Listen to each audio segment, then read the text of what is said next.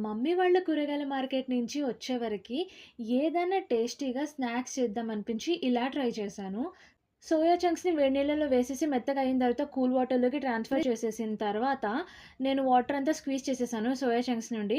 And తర్వాత ఇందులో అల్లం వెల్లుల్లి పేస్టు, మైదా, కార్న్ ఫ్లోరు, పసుపు, ఉప్పు, కారం, ధనియాల పొడి, గరం మసాలా వేసుకొని బాగా కలుపుకున్నాక, ఇందులో కొంచెం పెరుగు కూడా యాడ్ చేసి కలుపుకున్నాను. తర్వాత పాన్ పెట్టి ఆయిల్ వేడి అయినాక సోయా చంక్స్‌ని అందులో వేసి డీప్ ఫ్రై చేశాననమాట.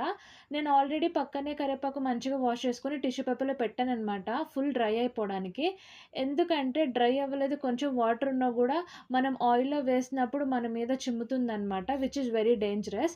సో, నేను జాలీలో వేసేసుకొని కరివేపాకుని ఏదైతే ఆయిల్ మనం సోయా చంక్స్‌ని ఫ్రై చేయటానికి యూజ్ చేసామో అందులో పెట్టి క్రిస్పీగా వచ్చే వరకు వేయించాను.